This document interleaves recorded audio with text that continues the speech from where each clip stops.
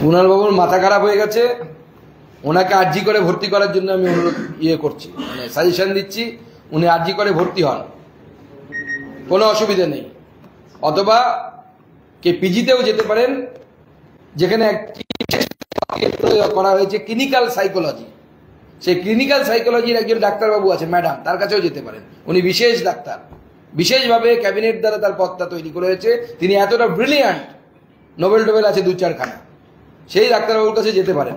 গত দিনে তৃণমূল কংগ্রেসের যে সভা হয়েছিল, সভা থেকে মাননীয় মুখ্যমন্ত্রী বলছেন রবিবারের মধ্যে, কি বলেছেন তো, একজন মুখ্যমন্ত্রী হয়ে যদি এই কথা বলেন শনিবার রবিবার বন্ধ থাকে, তার রবিবারের মধ্যে উনি, তাহলে কি তার মানসিক স্থিতিটা কোন জায়গায় আছে সেটা হচ্ছে সবার আগে একবার চিন্তা করা উচিত। আমি বলবো সেই এসপিডি ডাক্তারবাবুকে একবার গিয়ে চেক আপ করে আসার জন্য, যে মাননীয় মুখ্যমন্ত্রী মেন্টালি ফিট আছেন কি নেই, একবার চেক করা উচিত। এবং তার সাথে এই যে সময়সীমা বেঁধে দিচ্ছে, সময়সীমা তো বাংলার জনগণ আপনাদেরকে বেঁধে দেবে, এরপরে সেই সময়সীমার বাইরে গেলে পরে তখন আপনাদেরকে সরকার ছেড়ে পালাতে হবে। বাংলার মানুষ সেই দিকে এগোচ্ছে, বাংলার মানুষ সেই দিকে এগোচ্ছে যে তৃণমূল নেতারা যদি এরপরে বাজারে বেরোয়, বাংলার মানুষ ঘৃণা ভরে তাদের প্রত্যাখ্যান করবে, তাদের দিকে তাকাবে না। এবং মানুষ জেগে উঠেছে, বাংলার প্রত্যেকটি মানুষ বলছে যে এইবার এই সরকার, এই মমতা বন্দ্যোপাধ্যায়ের সরকার, তার যাওয়ার সময় এসে গেছে, তার বিসর্জনের সময় এসে গেছে।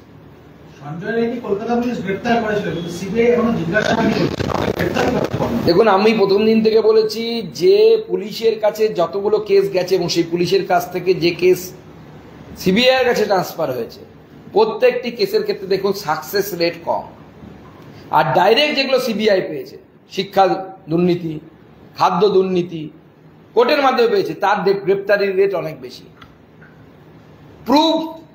এটা প্রুভড যে রাজ্য সরকারের পুলিশ যদি কোনো তদন্ত করে, সেই তদন্তের ওই কদিনে যে প্রমাণ থাকে, সেই প্রমাণের সাথে এমনভাবে রাজ্য পুলিশ তার সাথে খেলা করে, খেলা হবে যে তারপরে আর খেলার জায়গা থাকে না, পিচ খুঁড়ে দেয়। এই সরকারের পুলিশ পিচ খুঁড়ে দেয়। সেই জন্য দেখবেন সারদা কেলেঙ্কারি সেইভাবে ফলাফল আমরা পাইনি। কারণ ওই রেড ডায়েরি, আপনারা সবাই লিখেছেন রেড ডায়েরির কথা, সবাই খবর করেছেন, রেড ডায়েরি কিন্তু খুঁজে পাওয়া যায়নি।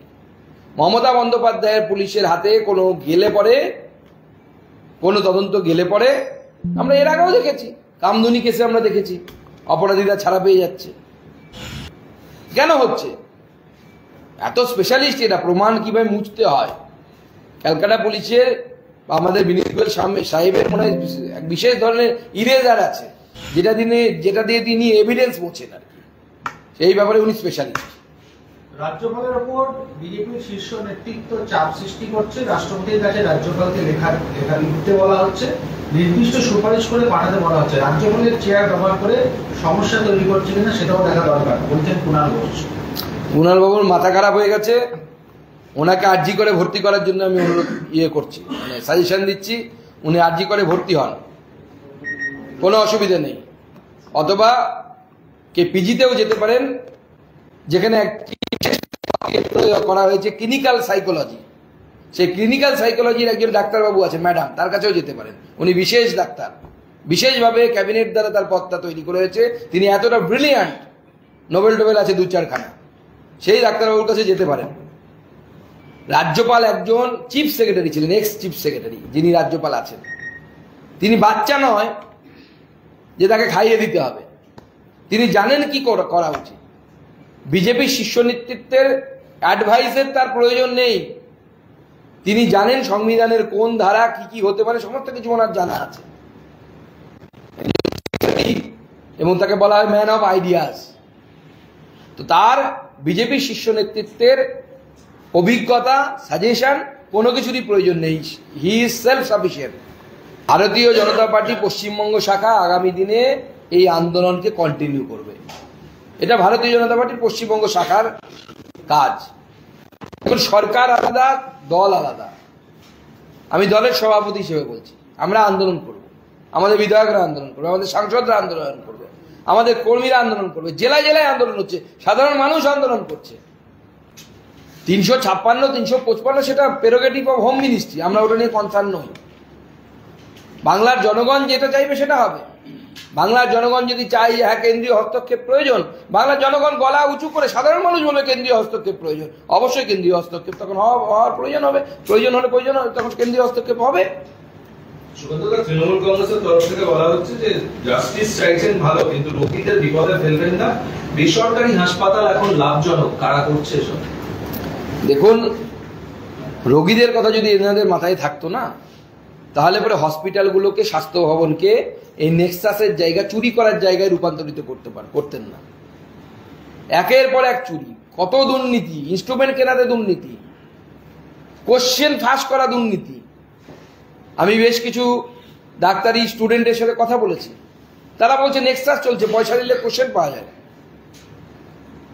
উত্তর লেখার জন্য মোবাইল উইথ চ্যাট জিপিটি ভিতরে নিয়ে যাওয়ার জন্য ফিস দিতে হয়।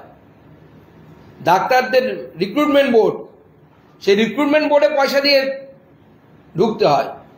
তার সাথে মেডিকেল কাউন্সিল তৈরি করে রাখা হয়েছে, সেখানে আপনার নামে কাউকে দিয়ে কমপ্লেন করানো হবে ডাক্তারবাবুর নামে, তারপরে টাকা দিয়ে সেই কমপ্লেন দফা রফা করার ব্যবস্থা করা হয়। কি বানিয়েছেন স্বাস্থ্য ব্যবস্থাটাকে! সাবাস! এইরকম স্বাস্থ্য ব্যবস্থা ভারতবর্ষের আর কোথাও আছে কিনা সন্দেহ আছে। উদয়ন গুহ ফের বললেন যে যারা শেখ হাসিনার পরিণতি দেখে হাসছেন, বাংলাদেশ থেকে হাসছেন এবং রাস্তায় নামছেন, তাদেরকে সাবধান করে দিচ্ছি, এটা কিন্তু পশ্চিমবাংলা, এটা কিন্তু বাংলাদেশ না। কিভাবে আপনাদের হাসি বন্ধ করতে হয় সেটা আমরা ভালোই জানি। দেখেন, উদয়নবাবু হচ্ছে সার্টিফাইড গুন্ডা, উনি হচ্ছে একজন সার্টিফাইড গুন্ডা, এই ব্যাপারে আমাদের কোনো সন্দেহ নেই। কিন্তু উদয়নবাবু ভুলে যাচ্ছেন, উনি একসময় ফরওয়ার্ড ব্লক করতেন, ফরওয়ার্ড ব্লক ক্ষমতায় ছিল। ফরওয়ার্ড ব্লক থাকা অবস্থায় উনি এবং ওনার ফরওয়ার্ড ব্লক দলের, ওনার স্বর্গত বাবার কথা আমি বলছি না, ওনার বাবাও এইগুলো বলতেন, আমি বলছি না যেহেতু উনি স্বর্গত, ঠিক এই ধরনের হুমকি চমকি দিতেন। তারপরে কিন্তু মারের ভয়ে ওনাকে ফরওয়ার্ড ব্লক ছেড়ে কিন্তু তৃণমূল কংগ্রেসে ঢুকতে হয়েছিল। এবার কিন্তু তৃণমূল কংগ্রেস ছেড়ে বিজেপিতে ঢুকতে পারবেন না। কি হবে ভেবে রাখুন। একটা কুরুচিকর মন্তব্য করেছে, যেদিন রাস্তায় নামলেন মহিলারা, উদ্দেশ্য করে বলেছেন যে সমস্ত মহিলা জিন্স প্যান্ট পরে আর বয়কাট চুল কাটে, তারা তারা মদের বিরুদ্ধে আন্দোলন করে না, তারা আইপিএল এর বিরুদ্ধে আন্দোলন করে না, কারণ তারা তো মদ খান, তারা ড্রিঙ্কস করে। আমি কোচবিহার সহ সমস্ত পশ্চিমবঙ্গের মহিলাদেরকে বলবো, এই অসভ্যদেরকে ঠিক পথে আনার জন্য, অশিক্ষিতদেরকে ঠিক রাস্তায় শিক্ষা দেবার জন্য আপনাদের বাড়ি ছেঁড়া ফাটা জিন্সগুলো ওনার বাড়িতে কুরিয়ার করে পাঠান।